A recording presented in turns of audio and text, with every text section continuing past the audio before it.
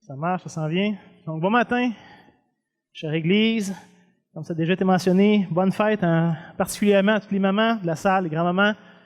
Les femmes qui auraient aimé avoir des enfants, puis pour toutes sortes de raisons, peut-être n'en ont pas eu, biologiquement, tout ça. Celles qui sont peut-être même pas en couple et qui aspirent un jour à la maternité, qui est une chose merveilleuse dans le plan de Dieu. Donc, bonne fête à chacun d'entre vous, chère maman, chère épouse, chère femme. C'est une grâce de vous avoir. On voit la sagesse de Dieu à travers ça, que créer hommes et femmes égaux, mais différents. Et toute la complémentarité de ça et tout, c'est merveilleux. Donc, comme c'est déjà été mentionné, on continue cette série dans le livre de Josué. Et jusqu'à maintenant, j'espère que vous appréciez, peut-être découvrir pour la première fois ce livre-là, peut-être sinon redécouvrir, ressavourer toute la richesse du livre. Comme ça a déjà été mentionné ce matin, on va aborder ensemble le chapitre 7. Donc, si vous avez vos Bibles, je vous invite déjà à tourner. On va couvrir tout le chapitre 7 ce matin. Le fameux péché d'Acan. Si vous connaissez ce texte, comme Jonathan a mentionné, c'est un texte dur. Il utilisait le mot violent, mais c'est vraiment un texte qui nous percute à bien des égards. Je vous rappelle, la semaine passée, on a regardé ensemble la grande victoire que Dieu a remportée contre la ville de Jéricho. Et je dis que c'est Dieu qui l'a remportée et pas Israël, parce que c'est Dieu qui a combattu lui-même pour son peuple. Et évidemment, on aime ce genre de finale-là, digne de Walt Disney. Je veux dire, c'est les pas bons, ceux qui ne sont pas équipés, ceux qui ne sont pas capables, qui finalement triomphent d'une manière victorieuse, majestueuse, contre les méchants qui étaient pourtant tellement meilleurs, tellement supérieurs. Je viens de vous voler la fin de chacun des films de Disney. C'est littéralement ça qui résonne en nous. Hein. Comme être humain, on aime ce genre d'histoire-là. Naturellement, on ne se force même pas. Il y a quelque chose en nous de profond qui aime. Et on aspire, nous aussi, quelque part, à triompher, à avoir une victoire, à réussir dans les différents domaines de nos vies. C'est notre aspiration profonde et c'est bon, c'est naturel. Mais en même temps, aussi paradoxal que ça peut être, je vous propose que c'est habituellement pour nous beaucoup plus difficile de gérer les grandes victoires de nos vies que de gérer nos échecs, nos défaites. Très peu de gens sont capables d'avoir beaucoup de gloire, beaucoup de succès, beaucoup de richesse, beaucoup de puissance, beaucoup d'autonomie, tout en restant sains et équilibrés. Très peu de gens sur la terre sont capables de vivre ce genre de dynamique-là, de rester dépendants de Dieu, de rester petit, humble, plutôt que de s'enfler la tête et de se faire des grandes illusions. En général, c'est beaucoup plus facile de gérer 100 piastres que de gérer 100 millions. Quand ça devient trop grand, ça nous dépasse, ça devient très difficile. Il y a un défi, il y a un piège, il y a un danger pour nos âmes, dans nos grandes victoires, beaucoup plus que dans nos défaites les plus amères. Et c'est le cas ici du peuple d'Israël, comme on va voir ce matin. La Bible nous donne ce proverbe bien connu, que vous connaissez certainement, que celui qui est debout prenne garde de tomber. Il y a beaucoup de vérité là-dedans, beaucoup de sagesse. Dans la vie, en général, le danger, c'est pas quand on a les deux pieds sur le plancher des vaches. C'est très rare que quelqu'un va se blesser gravement alors qu'il est à terre. Ça peut arriver, mais c'est assez rare. Le danger est beaucoup plus dans les hauteurs. Qu'on soit dans une échelle, dans un échafaud, sur le dessus d'une montagne, devant des marches, c'est là que les dangers d'accident peuvent arriver et qui sont beaucoup plus graves. Hein, c'est pas quand on est à terre. C'est très, très rarement est-ce qu'on peut se blesser quand on est à terre. Et dans notre vie spirituelle, c'est un peu la même chose. Les plus grands dangers pour nos âmes ne sont pas quand on est brisé au fond du baril, puis qu'on a subi échec par-dessus échec. C'est pas là que le plus grand danger pour nos âmes réside. Au contraire, c'est lorsque ça commence à bien aller. Lorsqu'on commence à avoir victoire par-dessus victoire, qu'on commence à se faire confiance, qu'on commence à s'élever, devenir de grandes personnes, c'est là que le danger le plus mortel pour nos âmes se trouve. C'est là qu'on est prompt à se relâcher. C'est là qu'on est prompt à baisser notre garde. Et c'est un peu ce qu'on va voir ce matin avec le peuple d'Israël, suite à leur grande victoire contre Jéricho. Pourtant, je vous rappelle que les victoires n'ont pas été remportées à cause de la puissance et de la sagesse d'Israël. C'était pas à eux de s'enorgueillir. On a tellement bien fait ça. On a tellement été puissants. On a tellement combattu vaillamment, hein, comme on l'a vu. C'est à cause de leur obéissance, toute simple, à l'Éternel. Un plan qui, à première vue, semblait être complètement débile, mais que, parce qu'ils ont obéi fidèlement, Dieu leur a donné la victoire. On a vu la semaine passée à quel point, et dans les semaines précédentes, on a vu à quel point Dieu aime l'obéissance de son peuple. À quel point est-ce que c'est précieux pour lui. Mais ce matin, les choses vont être très différentes. On va voir ensemble les conséquences de la désobéissance. L'obéissance mène à la proximité avec Dieu, à la victoire, à la délivrance. Mais la désobéissance, c'est tout autre. Hein, comme Dieu le dit lui-même, comme ça l'a été lu ce matin, il ne tient pas pour coupable l'innocent. Il ne tient pas pour innocent le coupable, c'est-à-dire. Il ne faut pas dire à l'envers. Mais malgré ce qu'on pense souvent, la parole de Dieu nous dit clairement que le péché, que la désobéissance, même dans sa forme la plus petite, dans son expression la plus secrète, est grave. Et que ça va toujours avoir des répercussions négatives, à la fois sur nos vies, évidemment, mais aussi sur les vies de ceux qui nous entourent. Même si souvent on ne s'en rend pas compte tout de suite.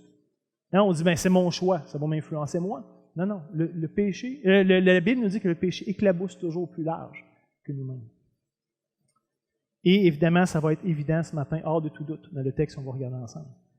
Dans un monde aussi individualiste que le nôtre, aussi égocentrique, où ça tourne beaucoup autour de nous, je pense que c'est extrêmement important de redécouvrir, de se rappeler de cette vérité-là, qui facilement peut nous échapper à cause de la culture et les philosophies qui nous entourent.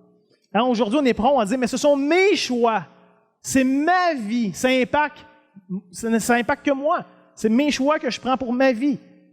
Mais pourtant, ce n'est pas ce que la Bible enseigne. Nos choix individuels ont des conséquences inévitables.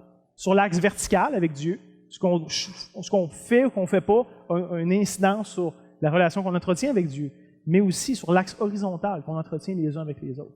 Et qu'on le veuille ou pas, c'est comme ça que ça marche. Et même si souvent on ne veut pas trop l'admettre, nos choix individuels ont des impacts indéniables sur les gens qu'on aime, sur les gens qui nous sont chers. Si vous êtes mariés ce matin, vous savez de quoi je parle. Les choix que votre épouse, que votre époux va prendre vous impactent, et vice-versa.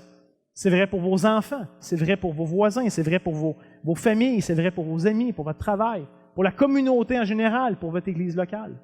Les choix que je prends ont quelque part un impact sur vous. Et c'est sûr qu'il y a certains choix qui vont avoir plus d'impact sur vous que d'autres, mais on n'est pas hermétique. Hein? Dieu ne nous a pas créés pour être complètement autonomes et indépendants, il nous a créés pour être en relation les uns avec les autres. Fondamentalement, Dieu nous a créés à son image et on vit cet aspect de communauté. Même la personne la plus ermite, il prend ses choix et ça a un impact. Ne serait-ce que de dire « moi, je ne veux pas voir personne », mais ça a un impact sur sa famille, sur les gens qu'elle aime. Inévitablement, tous les choix qu'on prend, grands ou petits, vont rejaillir d'une manière ou d'une autre sur ceux qu'on aime. Donc, ayant ça en tête ce matin, c'est un peu l'introduction que je voulais mettre la table, là, mais commençons à lire notre texte d'aujourd'hui. Josué, chapitre 7, le verset 1, qui, je vous rappelle, vient immédiatement après cette grande victoire que Dieu a remportée pour son peuple. Et on lit « Les enfants d'Israël commirent une infidélité au sujet des choses dévouées par interdit. Akan, fils de Carmi, fils de Zabdi, fils de Zérak, de la tribu de Juda, prit des choses dévouées, et la colère de l'Éternel s'enflamma contre les enfants d'Israël. » Déjà ici, petit constat, on va en reparler plus tard ce matin, mais ce sont les enfants d'Israël qui ont commis une infidélité, le texte nous dit. Mais dans ce même texte, ça nous dit que c'est Akan qui a pris ce choix. Et donc, il y a une responsabilité collective que souvent on néglige. Mais on va en reparler un petit peu plus tard. Mais remarquez ce que l'auteur, c'est-à-dire nous donne un peu un genre de préambule comme lecteur. Que nous, on a accès dans les coulisses à des détails que les gens qui ont vécu l'histoire n'avaient pas à ce moment-là. Hein? L'Éternel avait clairement dit, avant la conquête de Jéricho, que tout ce qui était dans la ville devait être soit détruit ou soit ajouté au trésor de l'Éternel. C'était très clair. Que les combattants, que les soldats qui étaient dans la ville ne devaient rien prendre pour eux-mêmes. Mais il y a un homme nommé Akan ici, qui va oser remettre en question l'ordre de l'Éternel. Et au moment de la conquête, au moment peut-être où il est en train de piller la ville de Jéricho, va enfreindre cet homme-là. Et comme on va voir, il va prendre un butin pour lui-même. Donc, si sans savoir que Dieu n'était plus avec Israël, Josué et le peuple, eux, vont continuer la conquête. Ils ne savent pas. Akan sait. Peut-être sa famille le sait, peut-être. Mais c'est tout. C'est secret, c'est caché. Nous, on sait, le reste du peuple ne sait pas. Et donc, ils vont passer à la suite. Hein, on lit au verset 2 et 3. Josué envoya de Jéricho des hommes vers Haï, qui est près de Beth-Aven, à l'orient de Bethel. Il leur dit, montez explorer le pays. Et ces hommes montèrent, explorèrent Haï. Ils revinrent auprès de Josué et lui dirent, il est inutile de faire marcher tout le peuple. 2 ou 3 000 hommes suffiront pour battre Haï. Ne donne pas la fatigue à tout le peuple, car ils sont en petit nombre. Et donc, ils vont explorer la ville, espionner un peu, et c'est le constat qu'ils donnent à Josué. Et la semaine prochaine, lorsqu'on va être en Josué chapitre 8, on va voir que le texte nous dit qu'il y avait environ 12 000 personnes qui habitaient la ville d'Haï. Ça inclut hommes, femmes, enfants, vieillards, tout le monde, 12 000 personnes. Donc, si on on fait un calcul raisonnable, on pourrait dire qu'il y a probablement entre 3 000 et 4 000 hommes capables de prendre l'épée dans la ville d'Aï, sans compter les femmes, les enfants, les vieillards. Fait que les espions disent « envoie 2 à 3 000 hommes », c'est raisonnable. Il n'y a rien de surprenant dans ça. Évidemment, après la conquête de Jéricho, Aï, c'est une formalité. Jéricho, qui est une grosse ville fortifiée avec un corps armé, avec des soldats spécialisés et tout. Et là, tu as une petite ville qui est peut-être pas tant fortifiée que ça, qui est peut-être pas vraiment gardée autre que par les paysans ou les habitants. Donc, on peut voir si les espions sont très confiants. Ça va être une victoire facile, après Jéricho, franchement. Et pourtant, Jéricho, ça a été un claquement de doigts, ça a tellement bien été. Et ça aurait dû être une victoire facile pour Israël, si le verset 1 n'avait pas été écrit. Mais on sait qu'il y a quelque chose d'autre. Mais à ce point-ci, comme on disait, personne n'est au courant que Dieu ne combattra plus pour Israël. Donc, selon la recommandation des espions, finalement, il y a une partie de l'armée qui se met en marche vers la ville d'Aï. Et on lit le récit du combat, versets 4 et 5. 3 000 hommes environ se mirent en marche, mais ils prirent la fuite devant les habitants d'Aï. Les gens d'Aï leur tuèrent environ 36 hommes. Ils les poursuivaient depuis la porte jusqu'à Shkebarim, et les battirent à la descente. Et le peuple fut consterné et perdit courage. C'est pas tout à fait ça qui était prévu de la part d'Israël à ce moment-là. Très rapidement, le peuple réalise qu'il y a quelque chose qui ne marche pas. La bataille est très différente de celle qu'on a connue jusqu'à maintenant. On parle de la bataille de Jéricho, la bataille contre les rois amoréens, à l'autre côté du Jourdain, Og et Sion. Ils se rendent compte qu'il y a vraiment quelque chose qui n'est pas comme d'habitude. Pourtant, selon les normes de l'époque, il faut réaliser que tout ce qui est là est ce qu'il y a de plus normal. Selon les historiens, ils nous disent que dans l'Ancien Monde, c'était pas rare de voir dans une bataille comme ça 20 à 40% de pertes. Même pour le vainqueur. On sait que ceux qui se faisaient battre, bien évidemment, avaient beaucoup plus de pertes que ça au sein de leur armée, des soldats qu'il y avait. Pourtant, dans le cas d'Israël, on parle de 36 hommes sur 3000. C'est risible, c'est ridicule. On parle d'un maigre 1,2% de pertes. Ce qui était tout à fait acceptable selon les normes de bataille de l'époque. C'était beaucoup plus élevé que ça habituellement. Et déjà, Israël s'enfuit en disant non, il y a vraiment quelque chose qui ne marche pas ici. Et ça devrait peut-être nous aider à réaliser à quel point est-ce que la présence de l'Éternel était déterminante dans tout ça. Quand Dieu est présent dans quelque chose, il ne vient pas juste l'améliorer un petit peu. Ça change absolument tout. Et Israël était bien placé pour le voir, de par leur expérience. Ils disaient non. Même à 36 hommes de mort, c'est déjà trop. Dieu n'est pas avec nous. Ça change complètement la donne de la bataille qu'on est en train de livrer. Et donc, ils vont prendre fuite. À ce moment-là, le peuple juif venait de réaliser à quel point que tout était différent quand ils entraient dans les œuvres de Dieu, quand ils entraient dans le repos de Dieu par rapport à quand ils le faisaient par eux-mêmes. C'est pas qu'Israël n'aurait pas été capable de prendre la ville d'Aï. On parle d'un peuple de plus ou moins 2,5 à 3 millions de personnes. Je veux dire, juste par la force des choses, il aurait fini par être capable de prendre la ville d'Aï. Ce n'était pas un problème. Israël aurait été capable, humainement parlant. Mais en comparaison avec la facilité, avec le repos qu'il avait connu en Dieu jusqu'à maintenant, ça ne valait pas la peine de se baser sur leur propre force. Ils avaient connu quelque chose d'autre. Et donc, ils disent non, ça ne marchera pas. Là. Frères et sœurs, déjà, il y a quelque chose, je pense, pour nous là-dedans, de réaliser qu'on ne surpassera jamais les œuvres de Dieu. On ne sera jamais capable même de les égaler, de les accoter. C'est pas comme si Dieu était une variable optionnelle dans l'équation. De dire, ça change un peu le résultat, mais pas tant. On est capable de vivre sans. Non. On n'est pas capable de faire comme Dieu. C'est pas comme si on était capable de faire quelque chose de similaire, mais un peu moins bon, peut-être un peu moins rapide, un peu moins puissant. Non. On ne sera jamais capable de compétitionner avec Dieu. On a besoin de lui, de son intervention. Et on va la trouver uniquement en lui, nulle part ailleurs. C'est pas comme si Israël disait, OK, on va essayer avec Baal, voir si Baal va nous aider à battre Haï. Non, le résultat n'aurait pas été le même. C'est pas comme si on avait plusieurs choix que de se tourner vers Dieu. Vous savez, des fois, quand on fait l'épicerie, il y a la vraie marque, puis il y a la marque maison. Qui est à peu près souvent la même affaire, peut-être des fois un peu moins cher, mais c'est similaire, ça ressemble pareil, ça goûte pareil. Fait que, juste pour nous aider à comprendre, c'est pas comme si on était capable de faire la marque maison, puis que Dieu, c'est la vraie marque. Ça n'a rien à voir. C'est pas juste quelque chose de similaire, mais un peu moins bon, ou un peu moins cher, ou un peu plus accessible. C'est pas ça.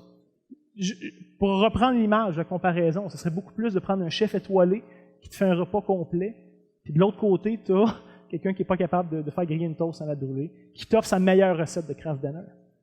Et là, tu dis pas, hey, c'est 2 bons repas, presque pareils. Non, c'est même pas dans la même ligue. C'est impensable de mettre ça au même niveau. C'est impossible. Et évidemment, ici, devant la fuite d'Israël, on peut comprendre ici la réaction de Josué qu'on lit au verset 6 à 9. Josué déchira ses vêtements et se prosterna jusqu'au soir, le visage contre terre, devant l'arche de l'Éternel. Lui et les anciens d'Israël se couvrirent la tête de poussière. Ici, on comprend leur humiliation, leur incompréhension de la situation. Ça les dépasse. Qu'est-ce qui se passe ici?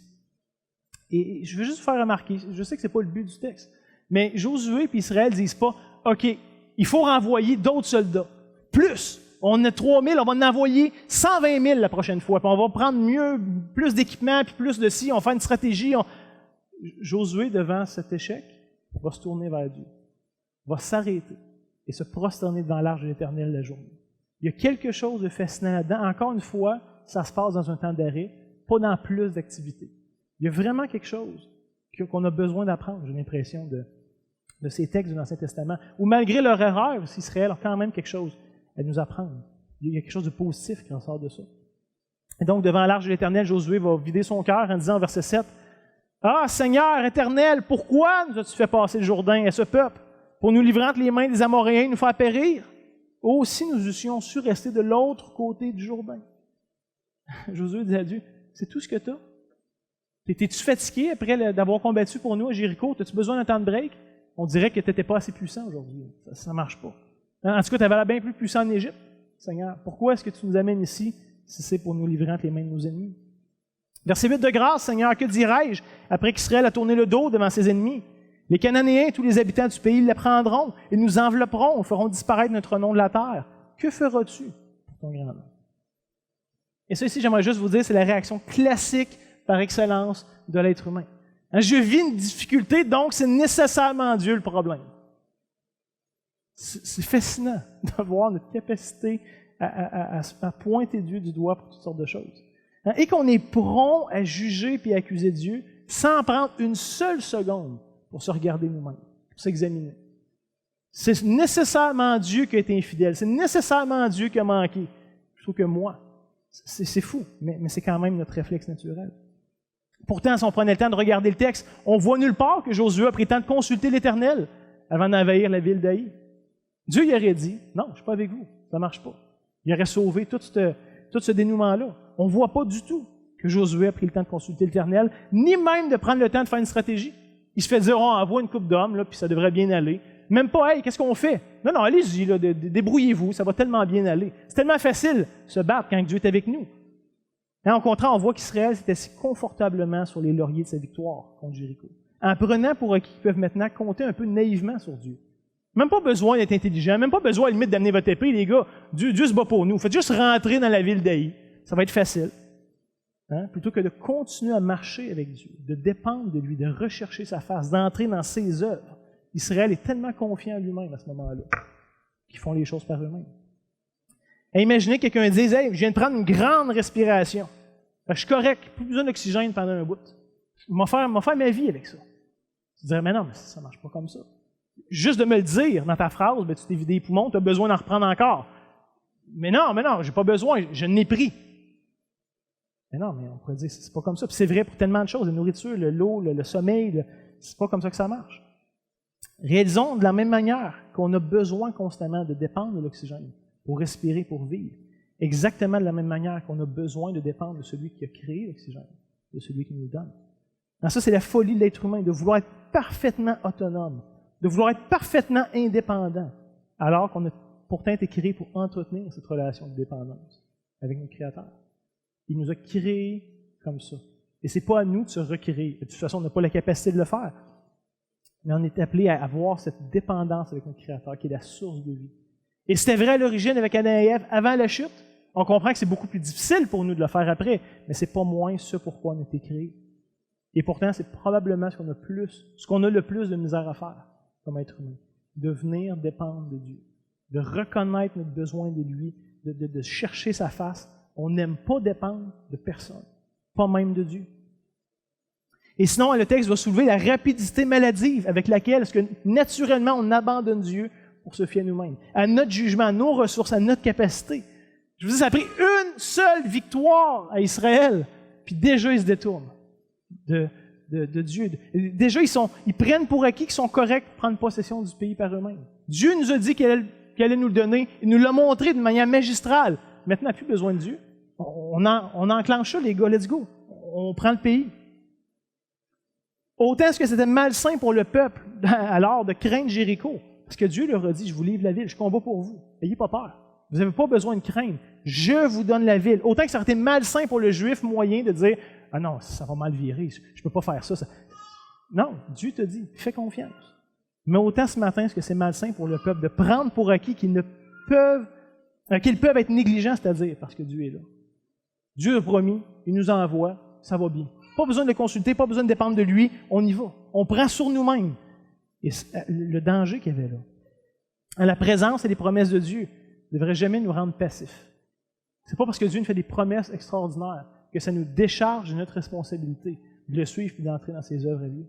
Au contraire, ça devrait nous motiver à tout faire pour trouver son repos, pour rentrer dans ses œuvres. On sait qu'il y a un triomphe, on sait qu'il y a une victoire, on sait qu'il y a la paix là. Fait que le fait que Dieu nous promette des choses extraordinaires ne nous décharge pas, au contraire, ça nous donne un repos de faire avec lui. Et voici maintenant, Dieu va répondre aux plaintes de Josué, versets 10 à 15. L'Éternel dit à Josué, « Lève-toi, pourquoi restes-tu ainsi couché sur ton visage? » Il va dire en verset 11, « Israël a péché. » On sait que c'est Akan, mais Dieu dit, « Israël a péché. Ils ont transgressé mon alliance que je leur ai prescrite. Ils ont pris des choses dévouées par interdit. Ils les ont dérobées et ont dissimulé. Ils les ont cachées parmi leurs bagages. Aussi les enfants d'Israël ne peuvent-ils résister à leur ennemi? Ils, le peuple, tourneront le dos devant leurs ennemis, car ils sont sous l'interdit. Je ne serai plus avec vous si vous ne détruisez pas l'interdit du milieu de vous. » Pour nous, c'est difficile à comprendre. Dans une société tellement individuelle qu'il peut y avoir quelque chose de collectif. Verset 13. « Lève-toi, sanctifie le peuple. Tu diras, sanctifiez-vous pour demain, car ainsi parle l'Éternel, le Dieu d'Israël. Il y a de l'interdit au milieu de toi, Israël. Tu ne pourras pas résister à tes ennemis jusqu'à ce que vous ayez ôté l'interdit du milieu de vous. » Et voici le plan de Dieu pour mettre en lumière cet interdit. Il va dire au verset 14, « Vous vous approcherez le matin selon vos tribus, et la tribu que désignera l'Éternel s'approchera par famille, et la famille que désignera l'Éternel s'approchera par maison, et la maison que désignera l'Éternel s'approchera par homme. Celui qui sera désigné comme ayant pris de ce qui était dévoué par interdit sera brûlé au feu. Lui et tout ce qui lui appartient, pour avoir transgressé l'alliance de l'Éternel et commis une infamie en Israël. » Remarquez ici que la source du problème est très claire dans la réponse que Dieu donne à Josué. Et à bien des égards, ça devrait nous interpeller, je pense. Comme on a dit tantôt, c'est vrai que le peuple était peut-être un peu trop confiant en ses moyens. C'est vrai. C'est vrai qu'ils ont peut-être naïvement pris pour acquis la présence de Dieu au milieu d'eux. C'est vrai. C'est vrai que Josué n'a pas consulté l'Éternel avant d'attaquer Haï. Tout ça est vrai. Et jusqu'à un certain point, il y a un blanc qu'il devrait avoir là-dessus. Mais le vrai problème, c'est qu'il y avait du péché et de la désobéissance au milieu du peuple. Et ça devrait nous frapper. Malgré les choses qui auraient pu faire mieux, le vrai problème, selon Dieu, c'est le péché et la désobéissance. Dieu va prendre ça très au sérieux. Et souvent, ça devrait nous faire réaliser qu'on ne prend pas la portée et l'étendue de la sainteté de Dieu au sérieux. Qu'on ne comprend pas que le fait que Dieu est ennemi de tout mal, parfaitement pur, parfaitement transcendant. On sait tout, la Bible nous dit assez clairement que le salaire du péché, c'est la mort. C'est clair, ça ne prend pas un doctorat pour comprendre ça, c'est très simple. Mais souvent, quand même, au plus profond de nos cœurs, on trouve ça démesuré. Dieu exagère de donner un châtiment aussi dur. Quand on lit le verset 15 qui nous dit « Celui qui sera désigné comme ayant pris ce qui était dévoué par interdit sera brûlé au feu, lui et tout ce qu'il possède. » On lit ça et on est un peu scandalisé. On trouve que Dieu exagère. D'après tout, Akan n'a quand même pas commis un si grand péché que ça. Il n'a pas été un tueur en série, il n'a pas violé des femmes, il a juste pris un butin. Puis même pas des millions, mais il a pris quelque chose pour lui. On pourrait dire, mais c'est pas si grave. Dieu, tu exagères. C'est un peu too much. Mais ça fait seulement trahir notre faible compréhension de l'horreur du péché. Nous, on baigne dedans. On est dedans à tous les jours de notre vie, à chaque seconde de notre existence. On est là-dedans. C'est à peine, même des fois, si ça nous dérange. Oui, les graves péchés que les autres font contre nous, ça nous achale. Mais nos propres péchés, c'est tel quel. Hein? On est un peu comme un poisson dans l'eau. Explique à un poisson, c'est quoi être sec. C'est impossible pour lui de même comprendre. Tout ce qu'il a connu, c'est d'être dans l'eau, c'est d'être mouillé. C'est un peu la même chose pour nous et Dieu. C'est quoi la perfection? C'est quoi la sainteté? On n'a aucune idée. C'est un concept qui est purement théorique pour nous. On n'a jamais vécu ni de près ni de loin. Hein, pour nous, c'est l'idée d'être sec, alors qu'on serait un poisson. C'est trop abstrait, on n'est pas capable de comprendre.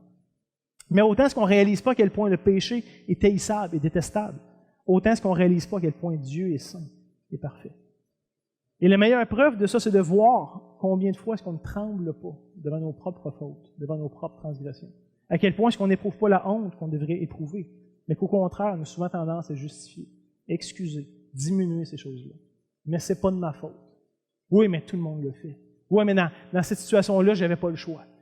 Et qu'on est prompt à diminuer, excuser et justifier nos péchés. Comme Achan dans notre texte ce matin, nous ne sommes pas la pauvre victime. C'est pas comme si le péché avait forcé Achan à faire quelque chose qu'il n'aurait tellement pas voulu. Puis là, ça tombé sur lui, mais ce n'était pas de sa faute. Non. Au contraire, pour Achan comme pour nous, on a volontairement, et souvent même avec joie, choisi ce que Dieu condamne. Si on est honnête, c'est la réalité de nos vies. À tous les jours, on démontre hors de tout doute la faible estime et le peu de crainte et le peu de respect qu'on a envers Dieu. Comme pour Achan, souvent notre plus grand trésor, ce n'est pas de chercher à tout faire pour honorer un Dieu parfait et saint, pour chercher sa volonté, son désir, mais plutôt de chercher à plaire à nous-mêmes, de vivre pour nous-mêmes. Et c'est ce que le péché produit dans nos vies finalement. C'est pas qu'on ne sait pas ce que Dieu s'attend. Achan savait très bien, on va le voir dans le texte. Mais il a choisi autre chose qui semblait plus précieux, plus désirable pour lui. Et c'est un peu pour ça, en vrai, qu'on a des temps de confession à chaque semaine dans le culte. Parce qu'on a besoin de se rappeler, d'avouer, de reconnaître l'étendue de notre corruption. C'est salutaire pour nous de dire, c'est vrai, je suis coupable. Plutôt qu'essayer de cacher, ouais, mais c'est moins pire, ouais, mais c'était pas grand. En comparaison du païen, là, j'étais presque un ange. Non, on a besoin de s'avouer, de reconnaître et de se rappeler l'étendue de notre corruption. Mais pas juste ça, aussi de se rappeler et de se rassurer de la perfection du pardon qu'on a reçu. On n'appréciera pas la grâce de Dieu en se pensant être des bonnes personnes. On va davantage apprécier la grâce de Dieu en se voyant tel qu'on est vraiment. Que Dieu a vraiment aimé ses ennemis. Des gens qui étaient dignes d'être trahis, selon sa parole. Et c'est là qu'on va célébrer ensemble la grandeur du pardon qu'on a reçu. Mais malgré qu'on est facilement capable de nous illusionner sur nous-mêmes, facilement capable de nous illusionner sur notre état, on ne sera jamais capable de tromper Dieu. On est capable de tromper les autres, on est même capable de se tromper nous-mêmes, mais on ne trompera pas Dieu. Malgré qu'Israël, au complet, ignorait le péché d'Achan, ne savait pas échapper à l'Éternel qui sait toutes choses. On lit au verset 16 à 21, où Josué va obéir aux ordres de Dieu. Dieu lui a donné un plan, comment identifier le coupable, et donc Josué obéit. Verset 16. Et Josué se leva de bon matin, et il fit approcher Israël selon ses tribus, et la tribu de Juda fut désignée. Il fit approcher les familles de Juda, et la famille de Zérak fut désignée. Il fit approcher la famille de Zérak par maison, et Zebdi fut désigné. Il fit approcher la maison de Zebdi par homme, et Achan, fils de Carmi, fils de Zebdi, fils de Zérak, de la tribu de Juda, fut désigné. Remarquez ici le temps et l'opportunité que le coupable avait de se déclarer lui-même, de se repentir, d'avouer son péché. Imaginez dans la peau d'Achan. Oh, c'est ma tribu. Oh, c'est mon clan. Oh, c'est ma famille. Oh, imaginez, il aurait pu dire, OK, gang, c'est moi, gang, je suis désolé. Je vous demande pardon, c'est moi. En tout. Il a attendu jusqu'à temps que Dieu le pointe lui, personnellement. Souvent, plus on attend avant de confesser, avant de reconnaître, plus ça va être difficile de le faire. La confession est un art qui se perd. Parce que plus que tu attends, plus que ça devient honteux. Pourquoi tu ne l'as pas dit avant? Pourquoi tu n'as pas fait quelque chose avant? Pourquoi? Et là, on s'empogne, puis la honte devient de plus en plus grande, le poids devient de plus en plus lourd. Mais pourtant, de l'avouer, de le reconnaître, c'est la manière biblique de faire, qui est salutaire pour nos âmes, de dire c'est vrai, c'est moi. Et Dieu nous demande d'en arriver là. Verset 19, Josué dit à Achan, mon fils, donne gloire à l'Éternel, le Dieu d'Israël, et rends-lui hommage. Dis-moi donc ce que tu as fait. Ne me le cache point. Achan répondit à Josué et dit, il est vrai que j'ai péché contre l'Éternel. le Dieu d'Israël, et voici ce que j'ai fait. J'ai vu dans le butin un beau manteau de chignard, 200 cycles d'argent, un lingot d'or du poids de 50 cycles. Je les ai convoités et je les ai pris. Ils sont cachés dans la terre, au milieu de ma tente, et l'argent est dessous. Vous voyez, Achan savait que ce qu'il faisait était mal. C'était pas un accident. C'est pas qu'il était distrait quand Josué avait donné les ordres. Il savait. Il a pris le temps de cacher ça en toute sa tente. Il savait que c'était mal. Hein, il l'a caché pour que personne ne le voie. Et si on est honnête avec nous-mêmes, le péché est très rarement accidentel dans nos vies. C'était pas un accident de la part d'Achan. C'était pas je me battais contre Jéricho, puis Colin, il y a 2-3 lingots d'or qui m'ont tombé dans les poches. Puis sans m'en rendre compte, j'ai ramené ça dans ma tente, puis là, je savais pas trop quoi faire avec. Non, il l'a dit, hein. Je les ai vus, je les ai convoités, je les ai pris. Très rarement est-ce que le péché va être accidentel dans nos vies. Nous aussi, on a tendance à cacher tellement de choses. Parce qu'on sait que c'est mal. Et donc, plutôt on le fait, on ne veut pas que ce soit vu, on ne veut pas que ce soit connu. Hein, le péché est honteux. On sait que c'est mal, mais on le désire quand même. Et là, il y a toute cette lutte, cette tension. Hein? C'est parce qu'on reconnaît que c'est mal que la confession est aussi pénible et aussi difficile. Parce qu'on préfère garder ces choses-là cachées. Et donc, de le mettre en lumière nous fait mal. C'est difficile, c'est pénible, mais quand même pas moins salutaire. Et dans le cas d'Achan, ici, comme c'est détestable de voir un aveu sans repentance. Achan va dire, oui, ben c'est moi qui ai péché contre l'Éternel. Il va avouer son crime, mais sans jamais exprimer aucun regret, aucun désarroi. Avez-vous remarqué? Aucun. Peut-être la seule chose qu'il regrette, c'est de s'être fait prendre, à ce point-ci.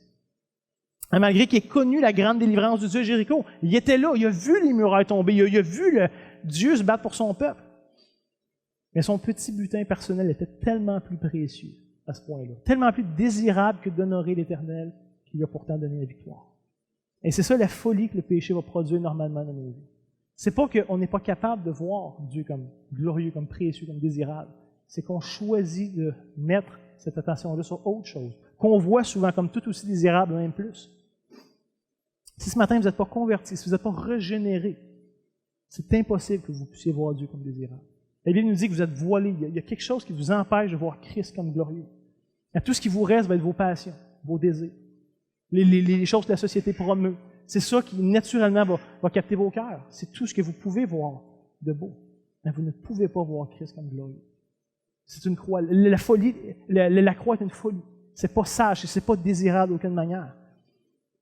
Donc, ce matin, Dieu vous semble désirable. Si depuis les dernières semaines, vous êtes Colin, ce que je ne voyais pas avant au sujet de Dieu, je suis capable de le voir, puis ça me trouble. Mais j'aimerais juste vous dire, l'Esprit est à l'œuvre.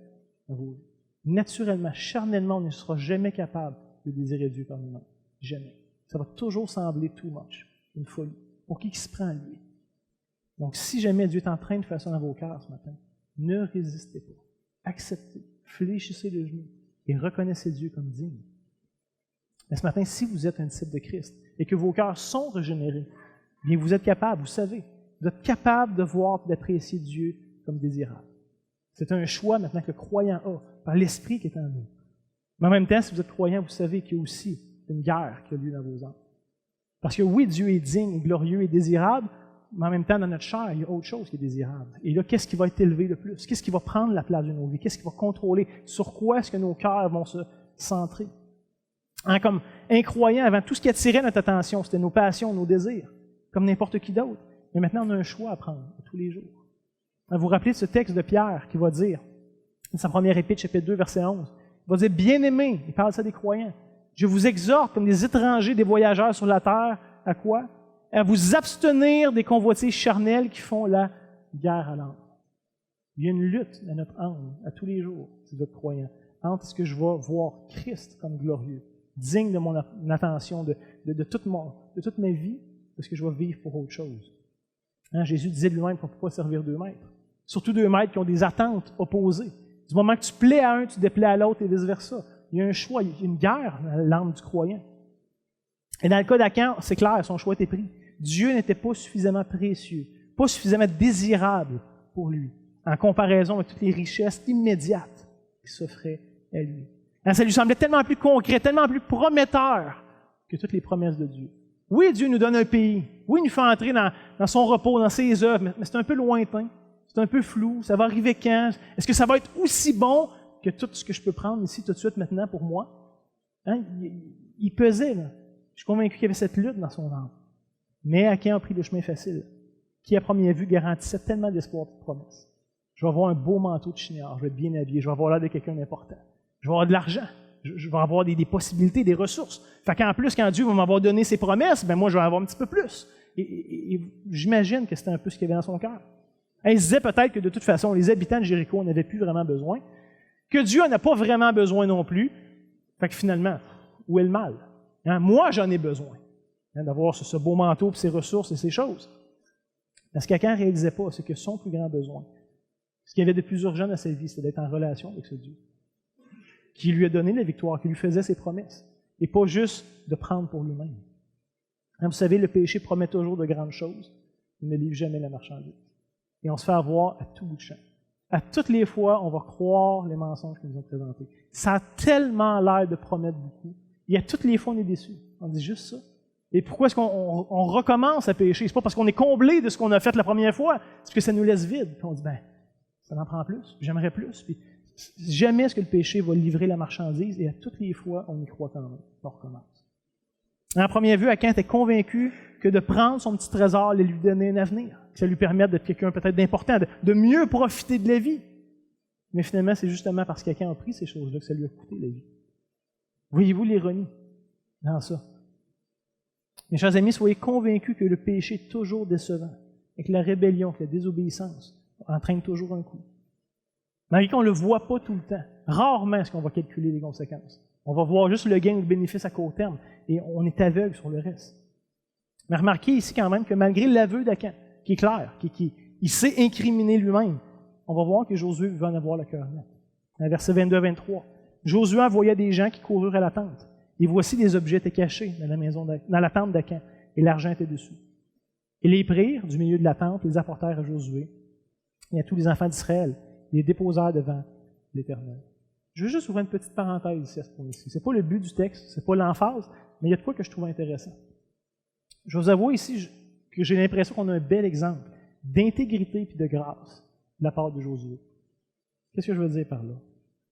On peut voir que malgré l'aveu d'Achan, qui était clair, qui n'avait pas d'ambiguïté, là, comme dire, je ne sais pas si c'est moi. Mais non, j'ai pris ça, voici ce que j'ai pris, voici où je l'ai mis, c'est clair, il n'y a pas d'ambiguïté. Mais quand même, Josué désire valider les faits avant de donner son jugement et de faire tomber la conséquence. C'est quelque chose d'intéressant, hein? Je me disais qu'on a sûrement quelque chose à apprendre aussi. Parce que naturellement, dans nos cœurs, on est beaucoup trop prompt à juger et à mépriser, à faire tomber le verdict bien avant que les faits soient établis. Et souvent, la personne n'a même pas fait d'aveu qu'à nos yeux, elle est déjà condamnée, déjà coupable. Tandis qu'ici, on peut voir que malgré les aveux clairs, Josué désire quand même prendre le temps de valider les faits avant d'aller plus loin. Je me dis ça, c'est une attitude qui est admirable et qu'on devrait cultiver beaucoup plus dans nos relations les uns envers les autres. Puis viennent les derniers versets de notre texte ce matin. Une fois les faits validés, la conséquence va tomber. On est au verset 24. Josué et tout Israël prirent avec lui Achan, fils de Zérak. Achan, fils de Zérak, le manteau, l'argent, le manteau, le lingot d'or, et les fils et les filles d'Achan. Ses bœufs, ses ânes, ses brebis, sa tente et tout ce qui lui appartenait, les firent monter vers la vallée d'Accor. Ici, il y a un jeu de mots qui est fait avec Achan et Accor, qui est celui qui jette le trouble. Donc, une petite déformation de la racine du nom d'Achan pour en faire Accor. Josué dit, pourquoi nous as-tu troublés? Achan qui veut dire trouble, maintenant c'est la vallée du troublé. C'est un peu ça le jeu de mots, là. L'Éternel te troublera aujourd'hui, et tout Israël le lapida. On les brûla au feu, on les lapida. On éleva sur Achan un grand monceau de pierre qui subsiste encore aujourd'hui. L'Éternel revint de l'ardeur de sa colère. C'est à cause de cet événement qu'on a donné jusqu'à ce jour, à ce lieu, le nom de vallée d'Accor. Et là, on regarde ça. Ça nous trouble. On dit, quelle grande conséquence. Pour un péché qui, à première vue, n'était quand même pas si grave que ça. Quelle grande conséquence. Et comme j'ai dit tantôt, le péché est toujours plus grave et toujours plus haïssable qu'on est capable de le réaliser. Toujours. Pourtant, le jugement, et pourtant, lui, le jugement de l'Éternel va toujours être plus dramatique que son jugement terrestre. Si on trouve ça dur, ce que Dieu fait dans cette vie. Et il y a plusieurs jugements qu'on voit dans la Bible, que ce soit dans l'Ancien ou dans le Nouveau. Plusieurs jugements de Dieu durs. Et pourtant, il nous avertit que ça, c'est à petite échelle, ce qui est réservé pour les coupables, pour les criminels. On trouve ça dur dans cette vie, on ne peut même pas s'imaginer ce qui s'en vient dans l'autre. Mais n'oublions pas ici qu'à cause du péché d'Akan, il y avait quand même 36 familles d'Israël qui étaient en deuil, qui pleuraient quelqu'un suite à la mort d'un de leurs proches, de la conquête d'Aï. Et je propose finalement que ce jugement qui tombe ici, qu'on trouve dur, devrait nous enseigner 3 grandes vérités qu'on ne devrait jamais perdre de vue dans nos propres vies et que facilement on peut ignorer ou diminuer. Premièrement, Dieu connaît toutes choses et que rien ne lui échappe. C'est-à-dire qu'on est capable, nous, de par nos péchés, de le cacher à tellement de gens. Mais en général, on est très bon, très habile pour le faire. Il y a des choses dans nos vies qui, à peu près juste nous, c'est la face de la terre qui connaît, et qui sait qu'on fait ou qu'on a fait. Mais Dieu connaît toutes choses et il n'y a rien qui lui échappe. C'était vrai pour Akan et c'est vrai pour nous. Deuxièmement, ça devrait nous rappeler que même la plus petite conséquence est grave et que le péché doit être pris au sérieux.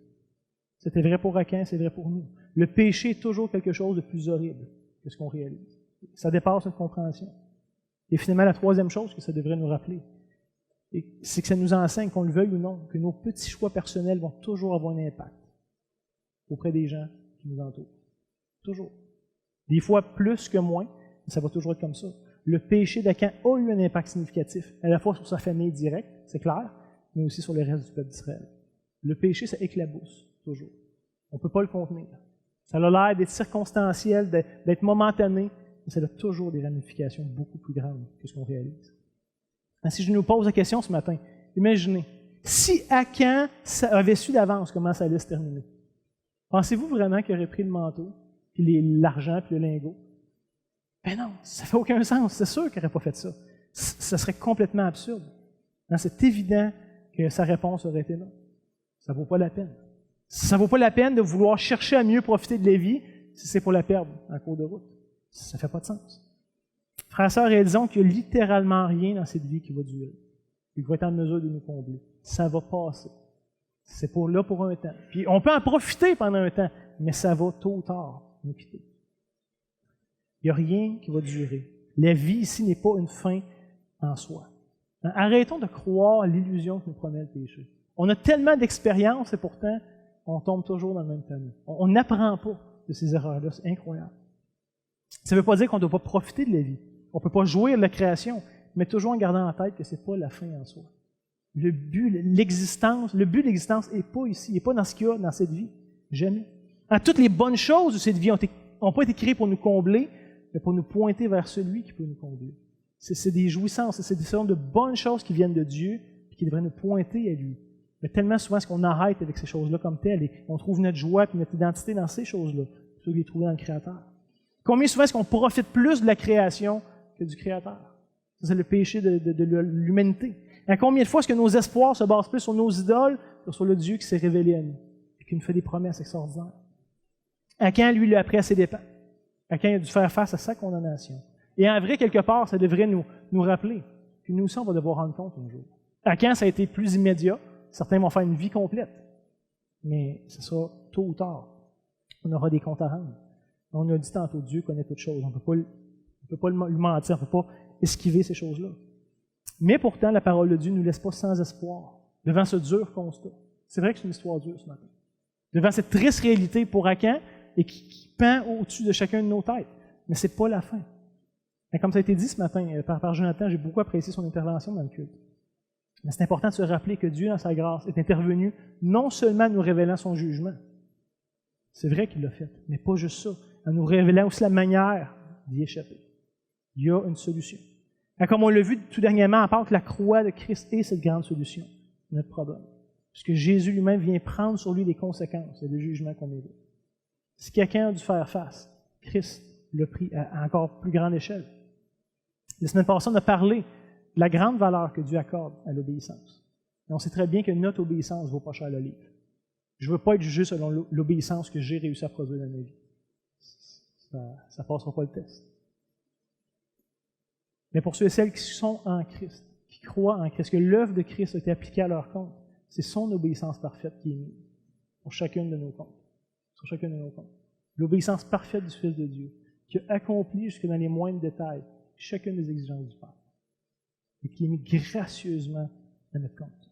C'est de sa justice qu'on est couvert. Donc, malgré qui nous sommes, malgré ce qu'on a fait, on peut quand même être parfaitement agréable devant Dieu. Pas par nous, par un autre. Et Dieu qui maintenant va toujours être bien disposé à l'égard de ses enfants, comme c'était chanté ce matin. Pas parce qu'on était capable, mais parce que la perfection de son Fils par excellence nous est maintenant donnée. L'Évangile nous révèle, oui, la grandeur du châtiment, mais aussi la grandeur de la grâce de Dieu. On sait que la justice de Dieu est satisfaite dans l'Évangile et qu'on peut vraiment être épargné. Chose qu'Acan n'a pas goûté. Il a dû faire face à la conséquence de ses fautes dans cette vie et dans les vies à venir. Je termine en vous lisant ce texte extraordinaire de Romains 8, verset 1, où Paul nous rappelle qu'il n'y a maintenant aucune condamnation pour ceux qui sont en Jésus-Christ. On est encore condamnable dans ce qu'on fait. On pêche encore. Il n'y a plus de condamnation. Malgré toutes ces choses condamnables, haïssables, détestables qu'on fait, on a cette assurance que Dieu ne nous en demandera pas compte. Parce que son Fils bien-aimé s'en est chargé à notre place. Ça, c'est la grâce. Ça n'aurait pas dû arriver. Ce n'était pas possible pour nous de le faire arriver. Dieu nous l'a donné. Donc, certainement, ce qu'on est appelé à vivre une vie obéissante, à se détourner du mal. C'est l'encouragement que les Écritures font à tous les croyants. C'est évident, on ne peut pas passer à côté. Mais en même temps, si vous bénéficiez de l'œuvre de Christ, vous avez ce repos. Vous avez cette légèreté de savoir que c'est l'obéissance parfaite de Jésus qui est mise à votre compte. Et ça devrait vous soulager. Il devrait tomber un poids immense de vos épaules. Et comme on a besoin de se le rappeler. Ce qui nous empêche d'aller confesser, de reconnaître le laideur que vous habite encore, c'est souvent ce poids et cette honte. Parce qu'on oublie que Christ le porte à notre place. On est capable de se tenir devant Dieu saint et juste.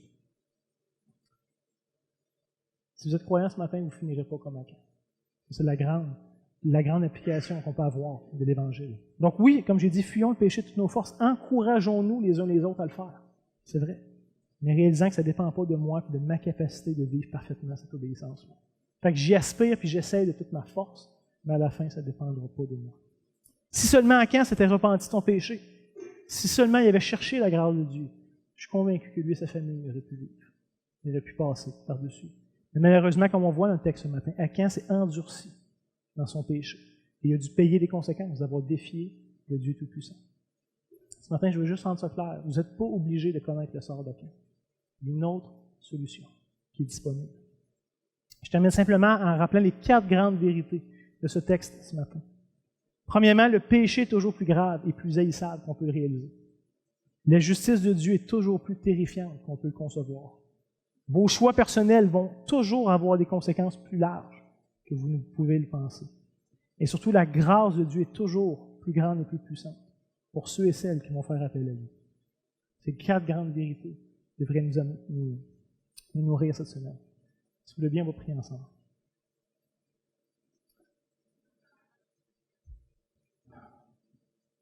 Notre Dieu, toi qui es l'ennemi ultime du bien et qui te décrit toi-même comme étant l'ennemi de tout mal, toi qui es trop pur pour voir le mal et encore moins le connaître toi-même, Seigneur, c'est de toi qu'on s'approche ce matin par Jésus-Christ, ton Fils.